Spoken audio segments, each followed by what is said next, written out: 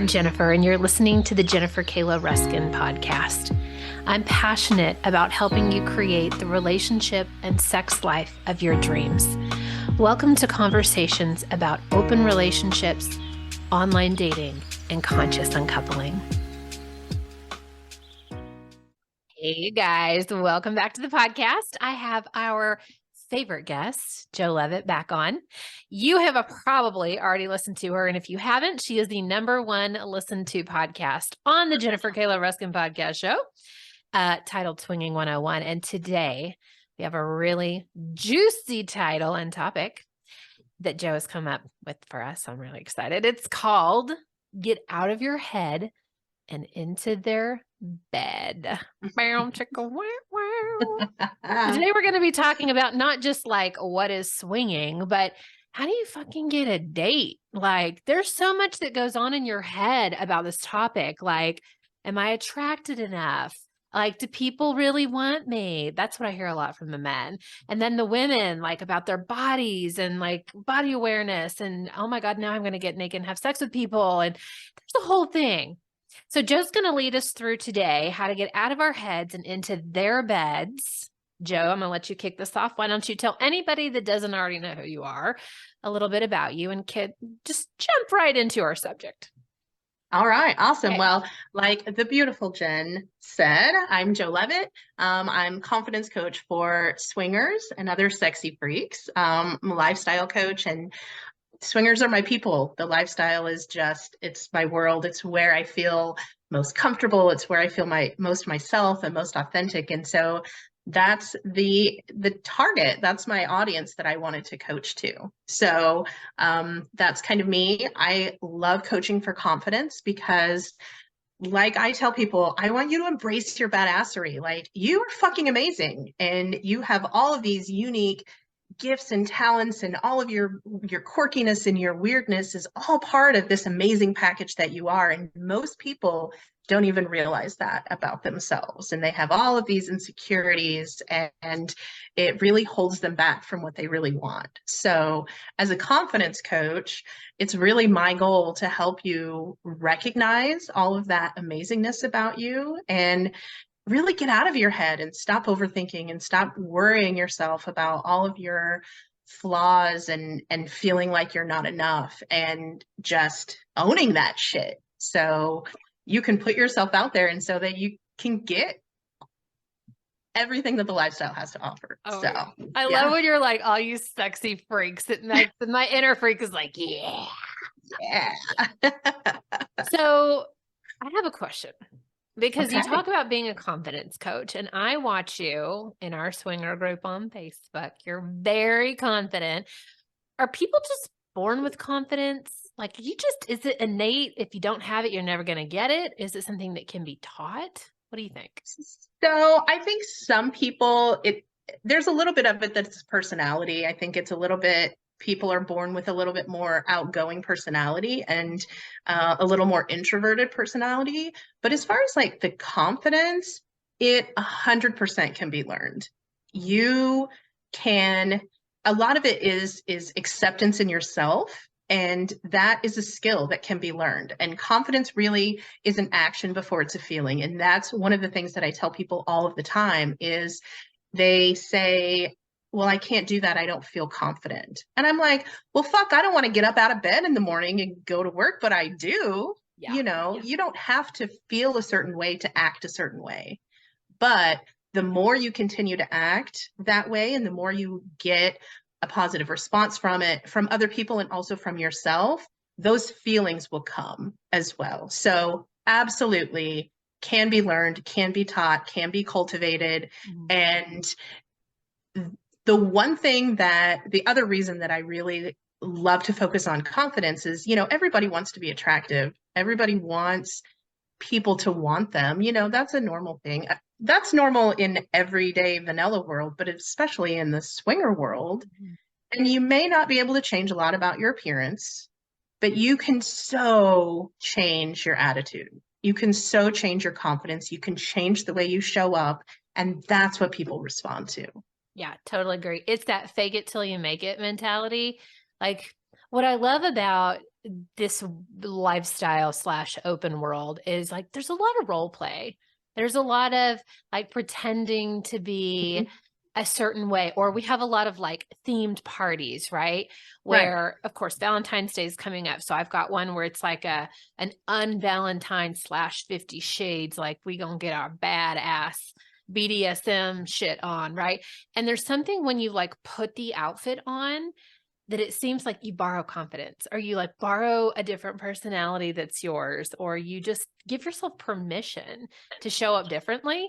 And I can see a lot of parallel to this being just your everyday life of, can I get a girlfriend? I see a lot of posts in these groups that are like, I just want someone to snuggle with. Like right now, Mm-hmm. it's like cuffing season and it's fucking cold outside. It snowed like 4 inches here in Arkansas.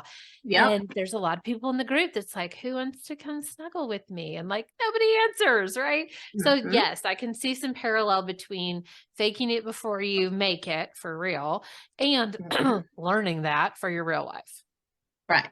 And so, you know, one of the things that a lot of people struggle with, I see it come up all the time, is how do they get people to respond to them? You Yeah. know, it's like they have this fear of putting themselves out there because they want somebody to respond back. They don't want that rejection, you know, and for them, that rejection is just not having any responses. And it's challenging, you know, the fear of rejection is an innate fear that we're kind of born with. We need that connection. And so the fear of rejection is a real thing that really holds a lot of people back. But the biggest thing that insecure people do that secure people don't is insecure people tend to focus on themselves and their own feelings and their own fears and how they're showing up. Mm. And secure people really are more outwardly focused. They're focused on the other people and what other people want.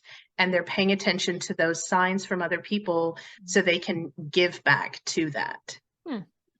So, insecure people, I know it sounds awful, but they tend to be very self-centered just because their circle of attention is very inwardly focused because they're fighting all of these feelings of insecurity. And so all of these feelings of not enough means that they're like, well, what are they going to think of me? And what do I look like? And how are people going to respond to me? And, you know, is this outfit okay? Instead of being like, oh, I'm having a good time. Look at that person. Look at that person. That person looks like they're having a good time. Instead of being in the moment, they're just very inside themselves. Okay, so I can see examples of that happening again within our group where Mhm. you'll see the lonely post that's like, I guess no one's going to post Mhm. anything on this today. Or like, I just can't ever get a girlfriend or anyone to Mhm. like any of my posts. And then Right. the other people that are like, always posting nice things on other people's posts. So like Mhm. again, back in our group, it's very themed. Swingers and open people love themed anything. So it might be like today's hump day when we're recording this, it's Wednesday. So there's booties all over the page. So an example of an outward action would be for you to be like, that booty looks fine. Or like, I'm so glad it's hump day. Thanks for sharing your sexy panties with us or whatever, right? Yeah. Instead of being the one going, nobody will comment on me, or I'm so scared to put, that was me until like 2 weeks ago. I wasn't posting until Joe was like, girl, you need to be interactive. And those were hot. Those pictures were so hot. I've been Ugh. getting bolder. Yeah. Mm. Yeah. No, you're so right. And I see those posts all the time that are like, well, what I see a lot are the posts that are like, oh, well, sure, they're going to comment on these posts that are these women that are like a size 10 and that are sexy, but they don't respond to these older, these fluffier women or these, you know, more plus size or these older people or any of that stuff. And I think that's just bullshit because you get I mean, on one side, yes, more attractive people, physically more attractive people are just in general going to attract more attention. That's human nature. Like as people, we are obviously going to be drawn to a certain level of aesthetics.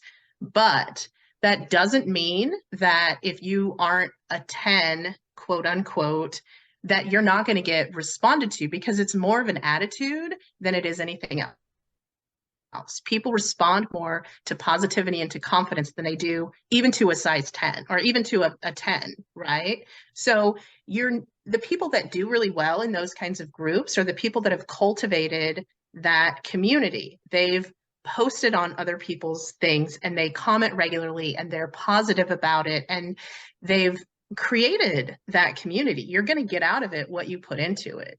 And if you're focused on yourself and what you're going to get out of it, then you're not going to do as well as you would if you were focused on what you can give back to other people. The more you give, the more you're going to get back. And that's just life, dude. That's just life.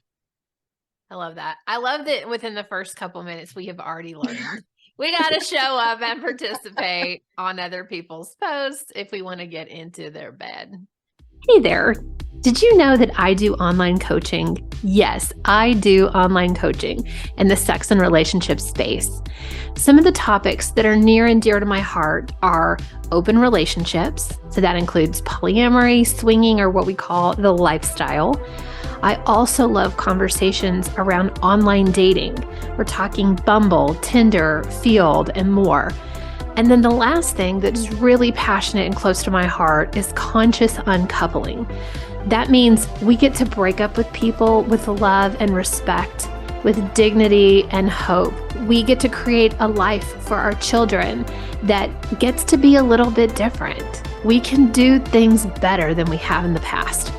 So if any of these topics sound interesting to you and you'd love to get some coaching from me, check out the link in the show notes or the link in my bio for more information on Coaching with Jen. Okay, Jo, so that's all good and easy to say, but like if I am dealing with a really, really, really like immeasurable amount of angstiness or anxiety or avoidance and having to make connections with people, or I'm doing it and I just keep getting a no, I keep getting a not interested or silence, which is even worse. How do I overcome that? What do I do? Well, I mean, it's challenging, obviously, when you're trying to battle not only learning how to navigate connecting with people, but also learning how to manage your own emotions. And it depends on the level of emotional flexibility that you have. But one of the most important things that I do when I'm coaching people is helping them to manage their thoughts in recognizing what they are and what those sensations are in your body, and learning how to create a little bit of distance between yourself and those feelings that you have.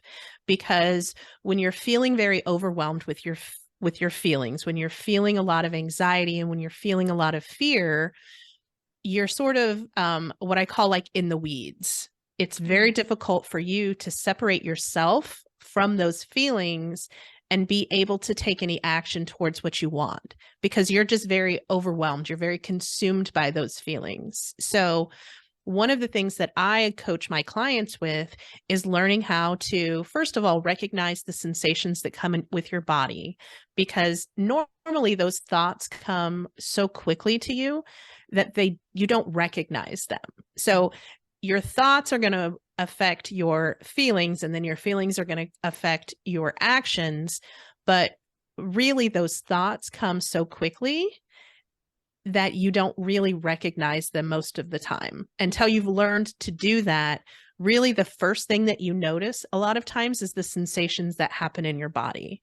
And that's the way you can recognize if there's something wrong, is that's like the signal that your body's sending you that something's not right. And that could be that feeling of anxiety, the heaviness in your chest, the sweaty palms, the hot face, any of those things like that.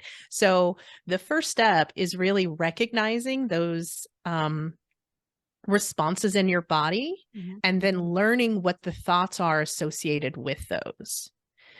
Once you are able to do that, it helps you create a little bit of distance between yourself and those feelings and those thoughts. And it allows you to take just enough of a step back that you aren't feeling so overwhelmed, and you can sort of accept those feelings and still take action. Okay. So I'm going to kind of draw a line across each one of these things that we learn, because I think they're all going to tie together for us at the end. So the first step is you're encouraging us to take action. It's more important to take action than to have someone see you. Tell me again what the phrase is. The confidence is an action before it's a feeling. Okay, there we go. So then we go from this to embodying and feeling in our body when it happens and acknowledging, okay, I'm feeling anxiety, I'm feeling stress, I'm feeling embarrassment, and we're calling to the surface the feeling. Right. Okay, then what?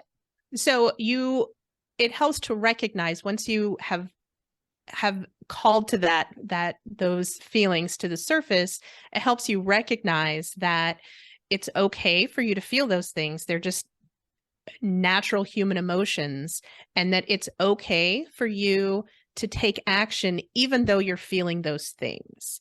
And it's a process. It's not something that just comes easily. Like any kind of change in your life, it takes consistency, and it takes hard work and effort. I tell my audience this all of the time. Fucking change is hard. I'm never going to tell you that it's easy.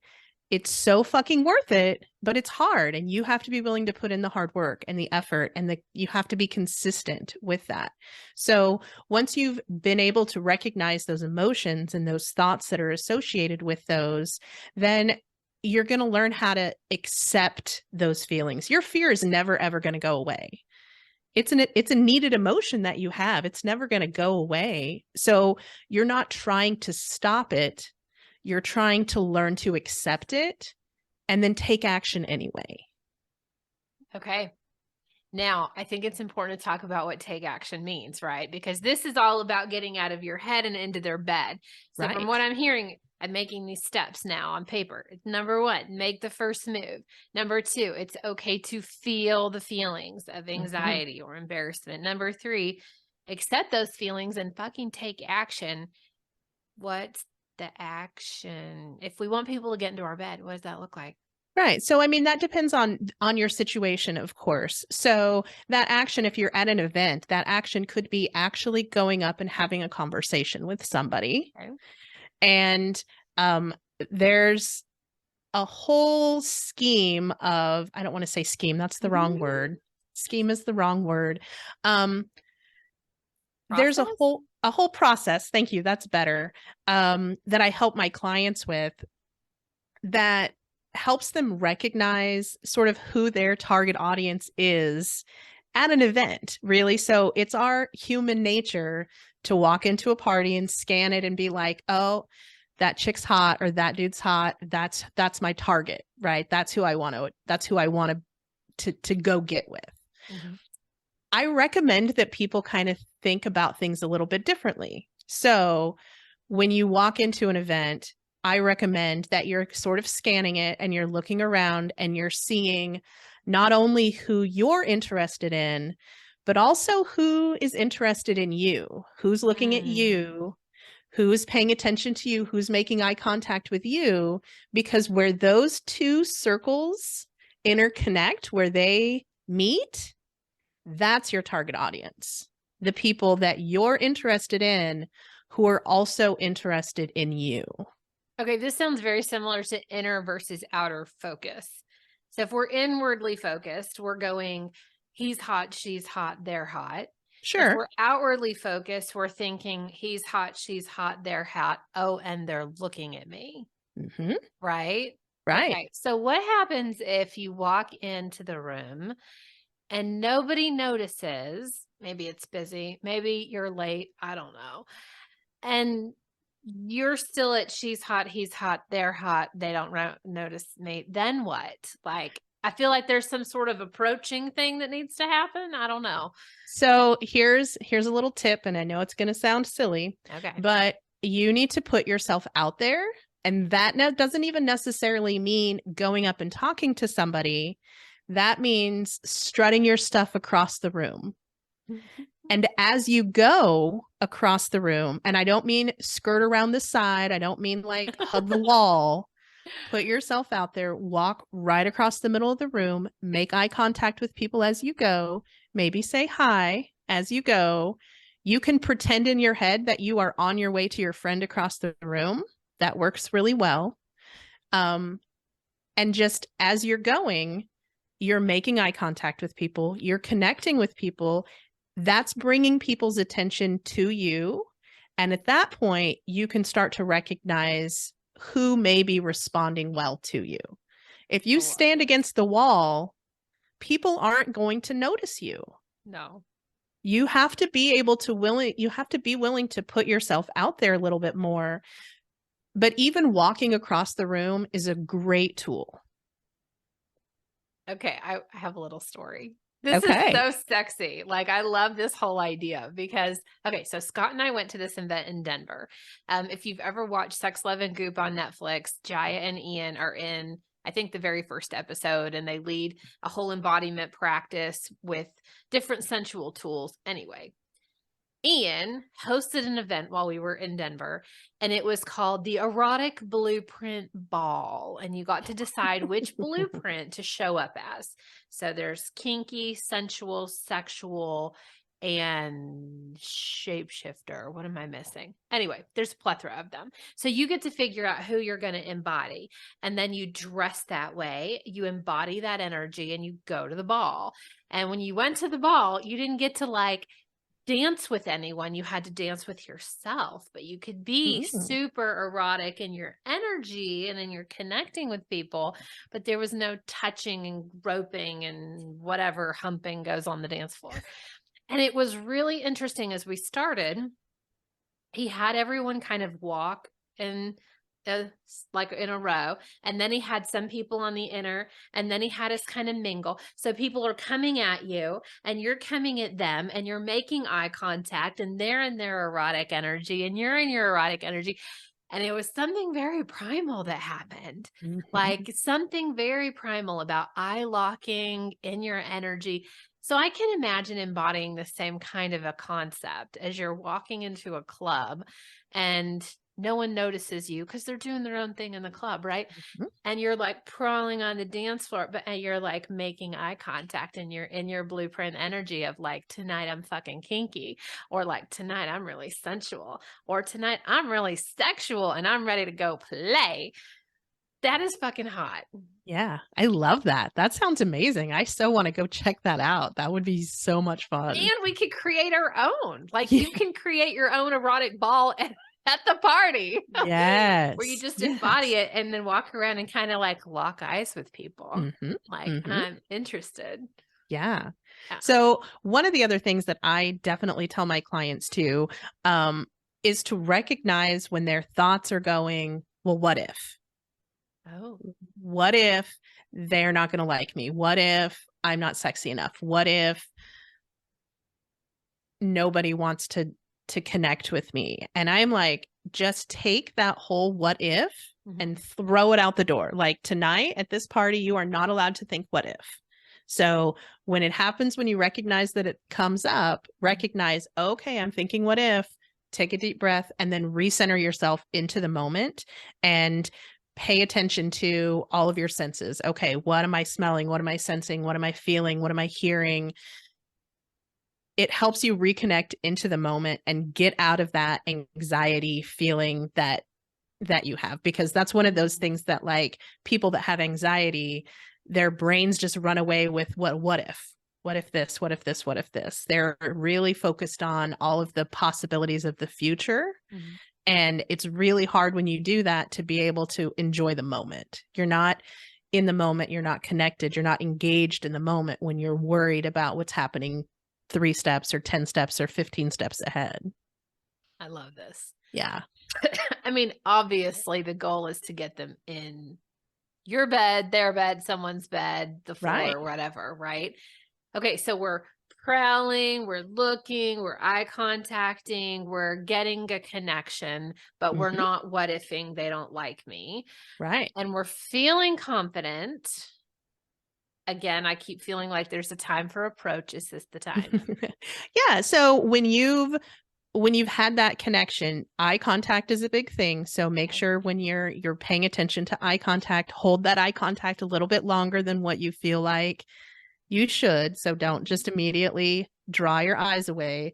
Mhm. Hold on to it for another couple seconds and then keep flashing back, keep looking back. Oh, that helps. And then when it's time for the approach, yeah, you keep it simple. Hi, I'm Jo. Great. I love it's always great to start with a compliment too. So, hey, I'm Jo. I love that's a great shirt, or that's a great color on you, or you have a great smile or great eyes or whatever. It's great to just walk up, introduce yourself, and start with a compliment. Freaking love this. Hmm. This just happened to me last weekend. I went to my very first swinger event. It was at a bar takeover, and Scott didn't come with me, but our girlfriend came with me. So I wasn't alone. I had a wing girl, and it happened to me. I walked in. They did all look at me, but the bar was really tiny. So everybody was kind of like, oh, who's here? And I had this happen a few times where it was normally guys. I had one or two girls that walked up and, hey, I recognize you from the group. Or like, hey, I love that leopard dress and those sexy legging things you have on. Fishnets. I had fishnets on. I had one guy that walked up and said, like, I love your smile. And I saw it all the way from across the other side of the room, and it just lit up. And I was like, oh my God, that's so fun. Yeah. So I love just the one-liner. It doesn't have to be complicated. No, it doesn't have to be complicated, and just be sincere. Don't try to fake it. Like, I don't want you to fake it, because that's going to come across if you're faking it. So I want you to literally like tell them what it was that you were attracted to. What did you see that you liked? Because they're going to recognize that honesty, and it's going to come out in you. Like, I don't ever tell anybody, like, fucking be yourself. Don't ever try to be anybody that you're not, because you're amazing just like you are, and you don't need to be anybody else. Yes. And if you're trying to be somebody else, then you're not going to connect with the right people. Yeah. And I love your no nonsense approach. And I think I'm very aligned in that too. I do the same thing on dating apps. I'm like, your smile is gorgeous, and why'd you swipe right on me? I wonder what made you swipe right. Just ask. Yeah. I can tell you. So you have led us up to, we're making first contact. They're still not in our bed yet. Now the awkward conversations stuff has to happen, right? So like, how do you flow into conversation that feels sexy and fun and engaging? Yeah, so it doesn't have to be that awkwardness. I don't ever recommend anybody just jumping right into sex. Yes, you're at a swingers event, and yes, that's awesome, and yes, you think they're sexy, and you can compliment them with that, but you want to show them that you're interested in them as a person, and more than just a vagina, more than just a dick. Most people, not everybody, and if you're one of those people that just want to fuck and it doesn't matter, that's awesome. I'm not judging you for that. But most people want more of an attraction. They want to know that you're attracted to them and not just to what you can do for them. So you're going to get to know them, who they are, find out what they're interested in, try to build a connection with them. People tend to like people that they have something in common with. So you're trying to find things that you have in common. So you're going to ask them, find out about their interests, and then just sort of build it from there. It really just starts as liking people. You're just getting to know them. And as you're having those conversations, don't let too much of a pause happen. That's one of those things that people that struggle with social anxiety, the people that feel like they're not as successful, it's part of the reason is because they tend to let too much just dead time lapse. Yeah. So, don't let that time lapse for more than 4 or 5 seconds before you follow up with another statement or another question.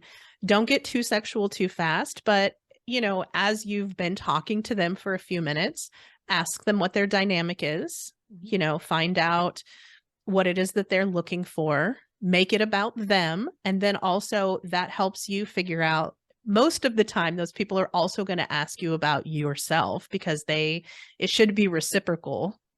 And if it's not, then you're going to know that as well. Right, So right.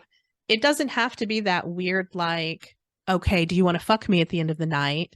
Because that's probably not going to be well responded to. But it's just, you make it part of the conversation and you find out what their dynamic is and you read their body language and you respond to it. And as the night goes on, you'll find out if there's interest.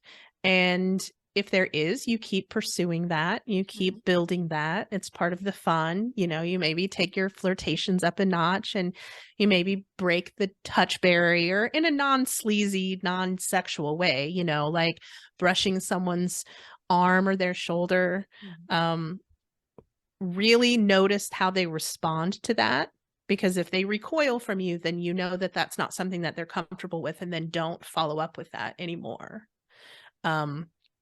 But you can brush their arm or, you know, their leg. It just is a way to break that touch barrier, but in a non-sleazy, weird kind of way. And then honestly, at the end of the night, I've done some workshops on like making the first move, because that's where people really struggle with is they feel like they've met someone and they feel like they have this connection and they feel like there's an attraction on both sides, but neither one is really willing to make that first move to actually ask and say, hey, do you want to go play? Yeah, the follow through is super important. I know a lot of people that are like incredible flirters. And then when I'm like, oh, this sounds really hot. It was going well for you. It was going well for her. And then I'm like, when are y'all meeting? And they're like, I haven't heard from her now since Tuesday. Because nobody just said, I like what you just said as a script. Like, hey, do you want to play? When you're at some of these events, I'm assuming a lot of times there's also play there. Right? Like I know there was a big event a week or two ago in our area, in our region, where there were different rooms and different places to play within the club itself. Can you give us some scripts on that? Like other than the just like, do you want to play? You know, how do you ask, do you want to play here right now?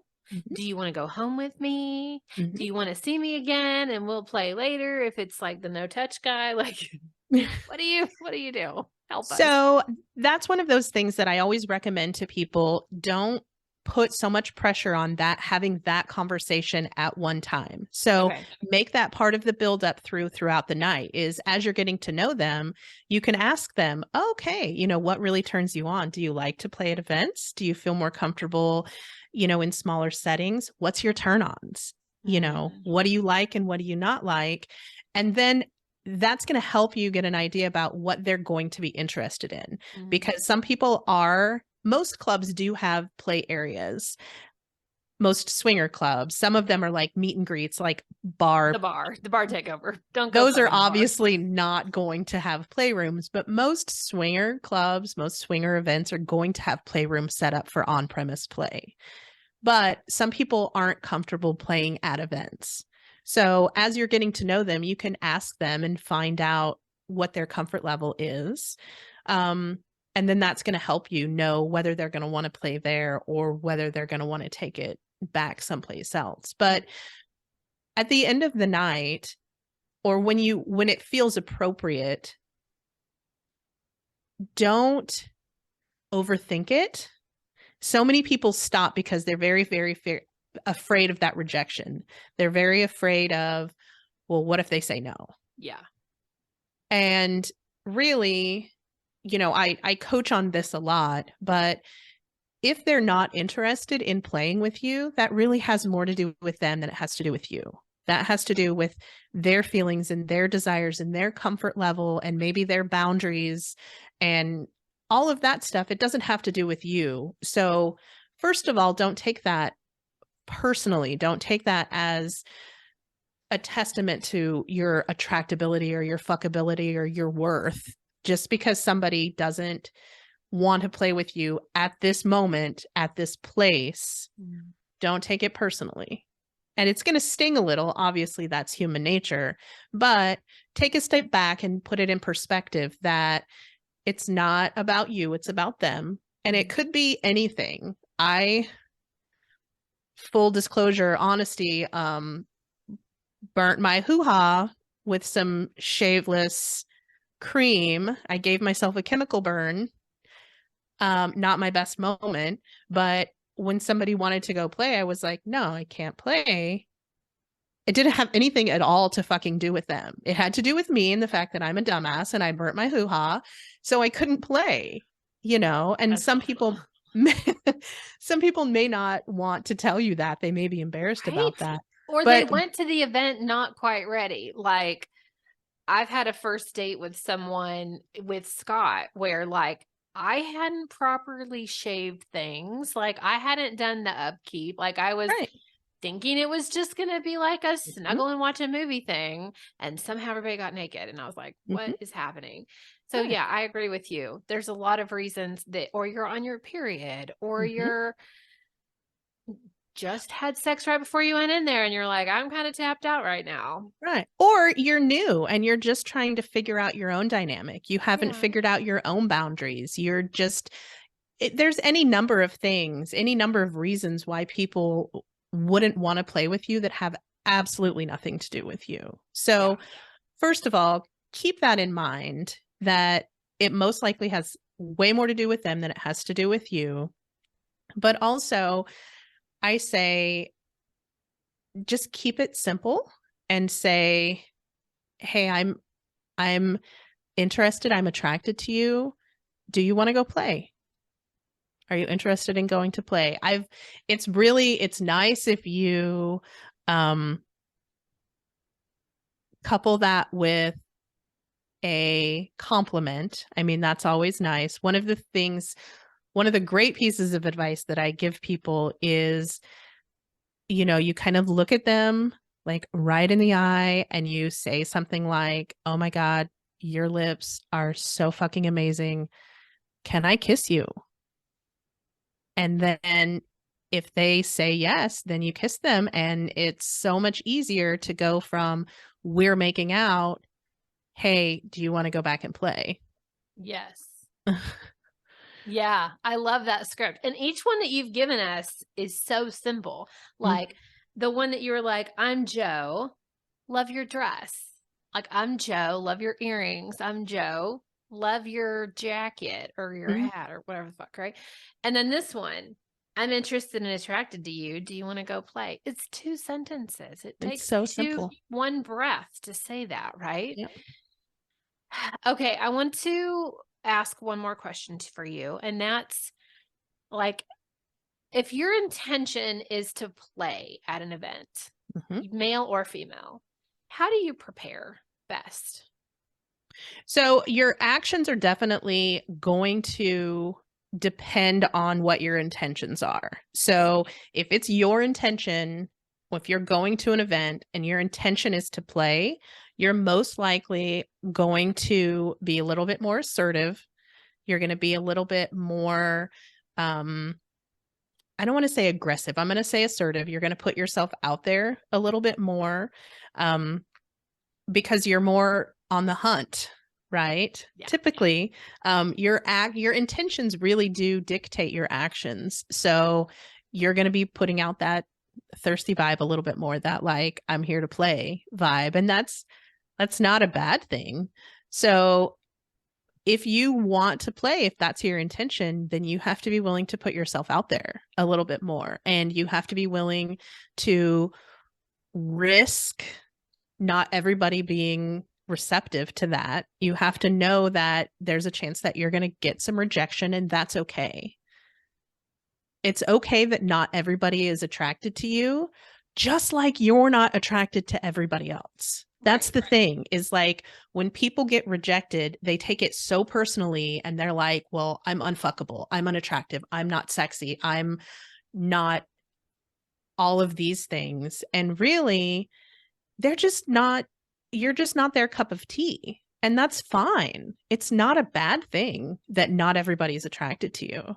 I say this too, like my husband doesn't like steak. he's just, it's not his thing. He doesn't like steak. It's not his taste. There's nothing wrong with steak. Steak is fucking amazing. Mhm. I love steak, Mhm. but he doesn't, and that's okay. And nothing that you're going to do to that steak is going to make him like it. You Mm. know, you can slap on some red lipstick and a sexy little black dress, and he's still not going to want to fuck that steak. That's You so know, funny. it's just, that's not his taste. So just because somebody isn't attracted to you in that moment doesn't mean that there's anything wrong with you. Okay, so you're telling us like have a bit of a thirsty vibe and that's okay. Yeah. I was thinking even before the event starts, typically there's an event page or an Mhm. event group. And so what Mhm. I've done and what I did on Saturday was put a picture of her and I together. And I said like, hey, we can't wait to be there tonight, or we're getting ready tonight for tonight. And there you could state your intention. Like, we're both super down to play. Come find us. Like, you could be as out there as you want, or it could be just you going like, hey, come find us. Like, we're excited to meet you. And it could Yeah. be much more G-rated. Absolutely. And also, if they have an event page, find out who else is going and make connections with those before time. So you can say, hey, you know, you're going to notice those people that are also commenting that they're going to that. And you can ask them if it's okay if you DM them, and then say, hey, I'm going to this event too. Do you mind if I DM you? And try to make those connections with people so that you already have the initial connection, and it makes it so much easier. Say, hey, that you're looking for those people that you've already connected with. Yeah. Yeah. Because I love within our Facebook group that you can click on the person's name, and then within the group, whatever post they've had, it's on there. And so our group is really good about saying like, you know, today, introduce yourself. So you can go back and do some research. Like, here are all the people that I know fit the same dynamic as me. And I'm going to go search them out and say hi and see what the interest is like. Yeah. But even if you're on like one of the dating sites like SLS or Cassidy or something like that, they're going to have event pages, and they're going to have their profiles of people that have clicked that they're going. Right. So you can also get on those sites and find out who is going, and then try to connect with those people ahead of time. We've done that as well. That was actually like our first party that we ever went to. We were very, very green, very vanilla, and sort of scared out of our mind. And at that point, we got into the lifestyle because I'm bi. And so at that point, we were kind of looking for a unicorn just because we thought it would be easier. We've learned a lot since then, but so we got on a page and we recognized, or we noticed that somebody that was a single female was going. And so we messaged her, and she was like, yeah, that's awesome. Come find me when you get here. I'll show you around.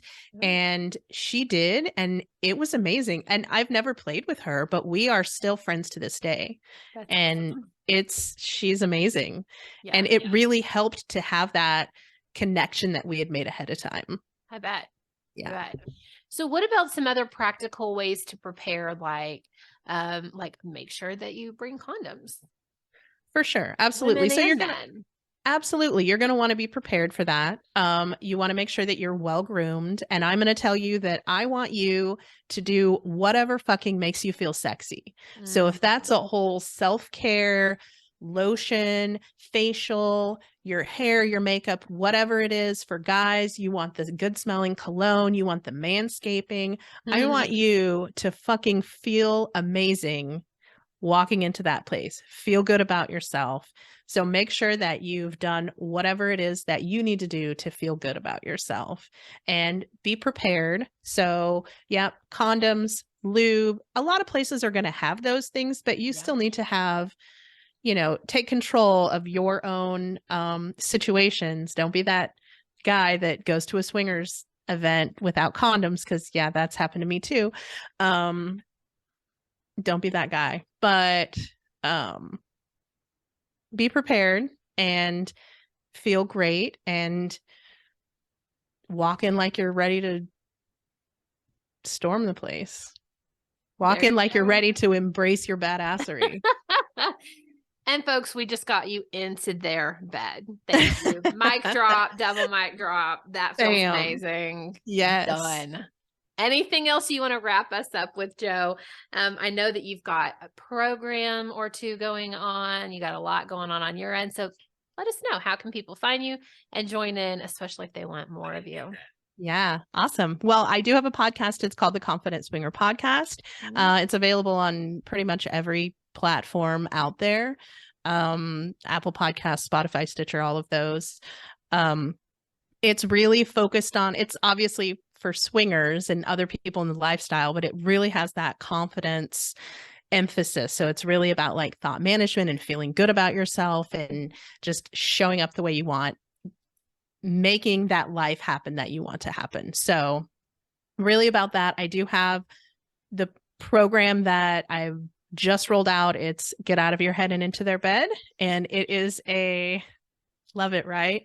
It's a 12-week program working directly with me. It's really for those people that need help, not just with their confidence, but also learning how to connect with other people and learning how to read body language and learning how to make those connections and build those connections and make the first move. So it's a great program. And you can go check out my website. I actually have a brand new website that is just getting ready to roll out. Hopefully by the time this airs, it will be out. So go check out my website. It is theconfidentswinger.com. There's some freebies on there, and there's a quiz on there that you can take and lots of other fun stuff. And you can also connect with me on Facebook, Jo Leavitt. So. Love it. Oh my God, I love having you on. This was so much fun. I feel confident that now I could probably walk someone else through the steps of how to get into their bed. This was super easy, super practical, very fun to record. As always, it's such a pleasure to have you on. Thank you. Freaking love you, Jen. You're always amazing. All right. I'll talk to you soon. Bye. Bye.